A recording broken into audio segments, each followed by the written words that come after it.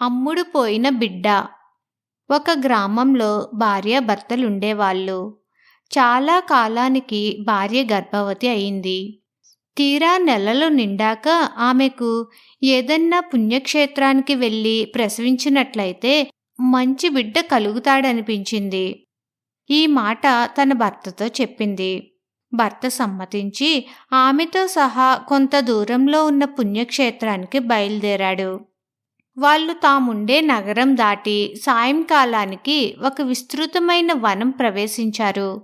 ఓపలేని మనిషి కావడం చేత ఆమె అలసిపోయి ఎక్కడైనా కాసేపు కూర్చుని విశ్రాంతి తీసుకోగోరింది. దారికి కొంత ఎడంలో ఒక కుటీరం చెట్ల సందుగా కనబడితే ఆమెను భర్త అక్కడికి తీసుకుపోయాడు. ఆ కుటీరంలో ఒక సిద్ధుడుంటున్నాడు. ఆయన ఆ భార్యాభర్తలకు అన్ని సౌకర్యాలు అమర్చి కుటీరం వెనుక ఉన్న పంచెలో ఆ రాత్రికి పడుకోమన్నాడు. భార్య వెంటనే నిద్రపోయింది.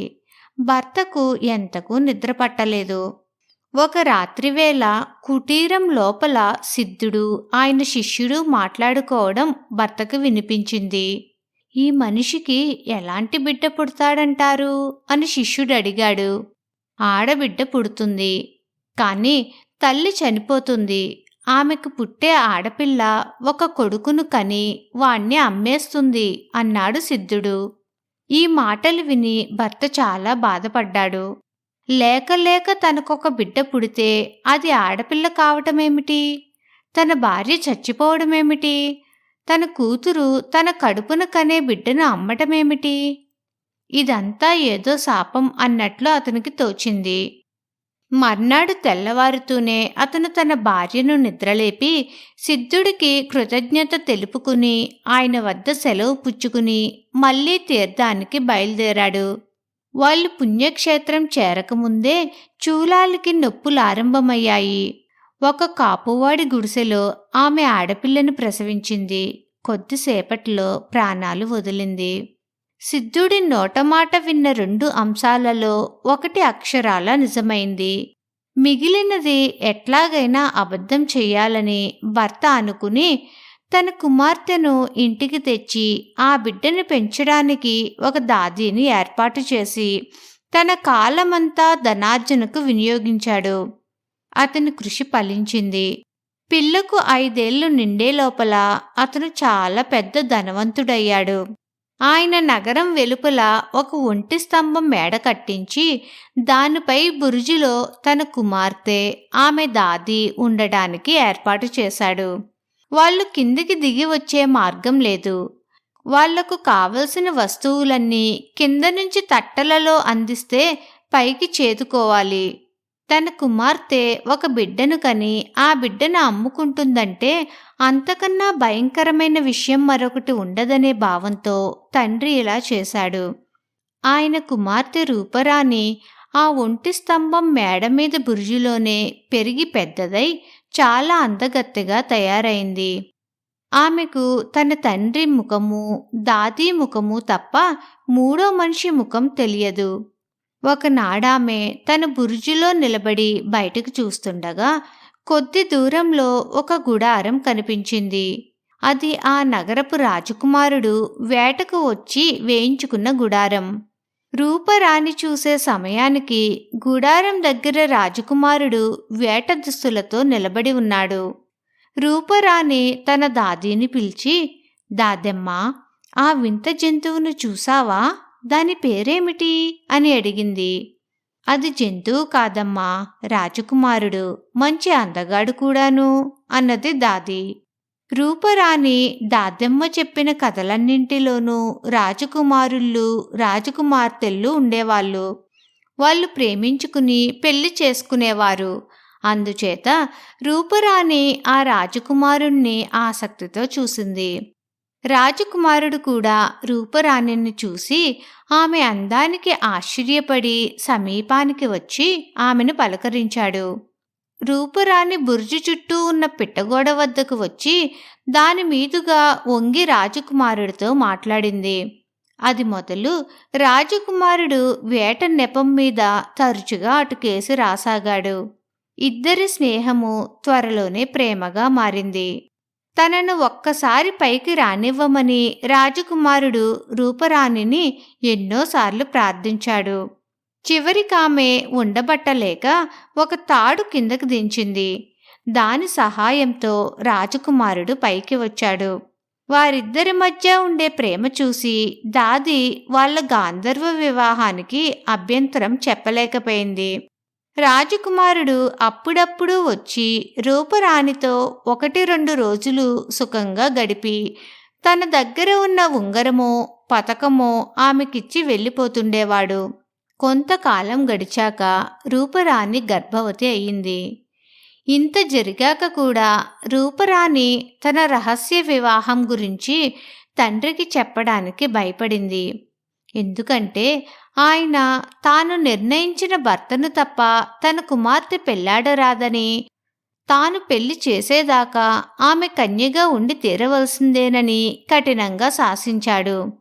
అదేవిధంగా రాజకుమారుడు కూడా తన రహస్య వివాహం గురించి తన తండ్రికి చెప్పలేకపోయాడు. ఎందుకంటే రాజు తన కుమారుడు ఒక గొప్ప రాజకుమార్తెను పెళ్లాడాలన్న ఉద్దేశంతో ఉండి చిల్లర మల్లర రాజకుమార్తెల సంబంధాలను చాలా వాటిని కొట్టిపారేశాడు.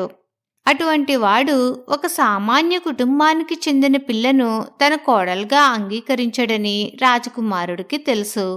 కాలక్రమేణా రూపరాణి ఒక మగబిడ్డను కన్నది. అందువల్ల ఒక కొత్త సమస్య వచ్చి పడింది. ఆ బిడ్డను సాధ్యమైనంత త్వరగా ఎక్కడికైనా సాగనంపకపోతే రహస్యం దాగదు.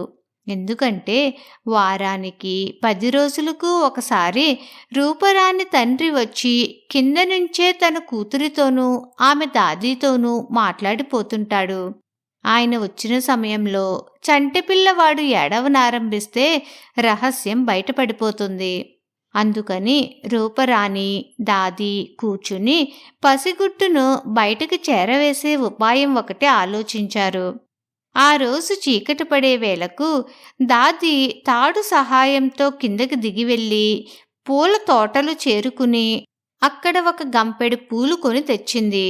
రూపరాణి పిల్లవాడికి కడుపు నిండా పాలు పట్టి నిద్రపుచ్చి ఆ గంపలోనే పూల మధ్య పడుకోబెట్టి రాజకుమారుడు తనకిచ్చిన కానుకలన్నింటినీ పిల్లవాడితోనే ఉంచి పైన మళ్ళీ పూలు కప్పింది.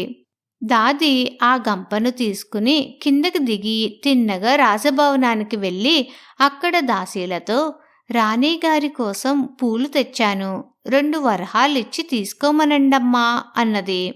గంపెడు పూలు 2 వరహాలకు దొరుకుతున్నాయని వినగానే రాణి దాసీలకు 2 వరహాలిచ్చి పంపి గంపను తెప్పించుకున్నది.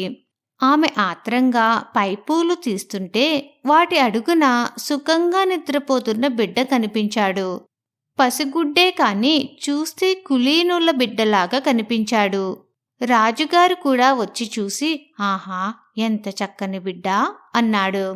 గంప తెచ్చిన మనిషి కోసం దాసీలను పంపితే ఆ మనిషి అప్పుడే వెళ్ళిపోయింది కనుక ఆ బిడ్డ ఎవరి బిడ్డో తెలుసుకునే అవకాశం లేదు. బిడ్డతో పాటు రూపరాణి పెట్టిన ఉంగరాలు పతకాలు అవి కూడా కనిపించాయి. ఈ బిడ్డ తప్పక ఎవరో కులీనుల బిడ్డ, గొప్ప వాళ్ళ బిడ్డ. వీణ్ణి మరెవరూ పెంచడానికి వీల్లేదు, మనమే పెంచుకుందాం అన్నాడు రాజు. రక్తస్పర్శ మూలానో ఏమో రాణికి కూడా అలాగే అనిపించింది. రాజకుమారుడు బిడ్డ తన బిడ్డేనని గుర్తించాడు. కాని ఆ సంగతి పైకి ఎలా చెబుతాడు? తన తల్లిదండ్రులే పెంచుకుంటున్నారు కదా, సమయం వచ్చినప్పుడు చెప్పవచ్చులెమ్మనుకున్నాడు. అంతా బాగానే ఉన్నది కాని తల్లి స్పర్శ లేని కారణం చేతనో ఏమో చంటిబిడ్డ అస్తమానము ఏడవసాగాడు. వాణ్ణి ఊరుకోబెట్టడం ఎవరి వల్ల కాలేదు. అలసిన దాకా ఏడ్చి సొమ్మసిల్లి నిద్రపోతాడు. మళ్ళీ లేస్తూనే ఏడుస్తాడు. పిల్లలకు జోలపాడందే ఏడుపు మానరు. ఎవరన్నా వచ్చి జోలపాడండి అని రాజభవనంలోని స్త్రీలను రాజు ఆజ్ఞాపించాడు. అందరూ పాడారు కాని ఎవరి పాటకు బిడ్డ ఏడుపు మానలేదు. రాజుగారు నగరంలో ఉండే స్త్రీలందరూ వచ్చి తన పెంపుడు బిడ్డకు జోల పాడాలని చాటింపు వేయించాడు. వందల కొద్దీ ఆడవాళ్ళు రాజభవనానికి వచ్చి జోలలు పాడారు. కాని బిడ్డ ఏడుపు మాంచడం ఎవరి తరమూ కాలేదు. ఇంకెవరు ఆడవాళ్ళు నగరంలో లేరా అని రాజు అడిగాడు. నగరం వెలుపల ఒంటి స్తంభం మేడ మీద ఎవరో అమ్మాయి ఉంటున్నది. ఆ అమ్మాయి తప్ప అందరూ వచ్చారు మహారాజా అని భటులు చెప్పారు. అందరూ వచ్చినప్పుడు ఆ అమ్మాయి ఎందుకు రాలేదు? అంత అహంకారా అని రాజు అడిగాడు. ఆమె తండ్రి ఆమెను మేడ దిగి రానివ్వడు అని భటులన్నారు. ఆ తండ్రిని పట్టుకురండి అన్నాడు రాజు. రూపరాణి తండ్రిని రాజభటులు పట్టుకు తెచ్చారు. నగరంలో ఉండే స్త్రీలందరూ రావాలని చాటింపు వేస్తే నీ కూతురు మాత్రం వచ్చి మా బిడ్డకు జోలపాడలేదు. ఏమిటి కారణం అని రాజు ఆయనను అడిగాడు. మహారాజా, నా కుమార్తె పెళ్లిగాని పిల్ల, దానికి జోలపాటలేం వస్తాయి అన్నాడు రూపరాణి తండ్రి. అది నీకెందుకు? పాటలు రాకపోయినా అందరూ వచ్చి జోల పాడవలసిందే, అది నా ఆజ్ఞ అన్నాడు రాజు. రూపరాణి తండ్రి వెళ్ళి ఇన్నాళ్ళయ్యాక తన కుమార్తెను తెచ్చాడు. పిల్లవాడు ఏడుస్తున్నాడు, నువ్వు జోల పాడితే పోరు మానేస్తాడేమో, పాడు అన్నాడు రాజు. రూపరాణి చిచ్చు కొడుతూ ఇలా పాడింది. ఏడవకు ఏడవకు నా చిట్టి తండ్రి, నీ తల్లి నిజముగా నిర్భాగ్యురాలు. అపవాదు భయముతో అమ్మింది నిన్ను, నీ తండ్రి గుణశాలి నిన్ను రక్షించు. నీ తాత మహారాజు నిన్ను పోషించు, నీ తల్లి మాత్రమే నిర్భాగ్యురాలు. ఏడవకు ఏడవకు నాకన్న తండ్రి. రూపరాణి చెయ్యి తగిలి ఆమె కంఠం వినిపించిన మరుక్షణమే బిడ్డ ఏడుపు మానేసి పాట ముగిసే లోపల నిద్రపోయాడు. రాజుగారు రూపరాణి దగ్గరికి వచ్చి, నువ్వే ఈ బిడ్డ తల్లివి, సందేహం లేదు. కన్నబిడ్డను ఎందుకమ్మావు అన్నాడు. రూపరాణి తల వంచుకుని మాట్లాడలేదు. రాజు ఈసారి మృదువుగా, నిజం చెప్పమ్మా, నీకొచ్చిన భయమేమీ లేదు. నీ మీద ఏగ వాలనివ్వను. ఈ బిడ్డ తండ్రి ఎవరు అని మళ్ళీ అడిగాడు. రూపరాణి తల ఎత్తి రాజకుమారుడి కేసి చూసి మళ్ళీ తల వంచుకున్నది. అప్పుడు రాజకుమారుడు తండ్రికి నిజం చెప్పి క్షమాపణ వేడాడు. రూపరాణి కూడా ఏడుస్తూ తండ్రి కాళ్ళ మీద పడింది. తండ్రి రూపరాణిని లేవనెత్తి, నీ తప్పేమీ లేదులే తల్లి, ఇలా జరుగుతుందని నువ్వు పుట్టక మునిపే ఒక మహానుభావుడు చెప్పాడు. ఆయన మాట అబద్ధం చేద్దామని ఏటికి ఎదురీదాను. రాసిపెట్టినది తప్పించడం మన వల్ల అవుతుందా అన్నాడు. రాజుగారు ఆయన నుంచి జరిగిన కథంతా విని తన కొడుకును క్షమించి తన కోడల్ని స్వీకరించాడు. ఆయన తన కొడుకు పెళ్లి, మనవడి బారసాల ఒకేసారి మహావైభవంగా జరిపించాడు. అందరూ కలిసి కలకాలం హాయిగా జీవించారు. కథ సమాప్తం.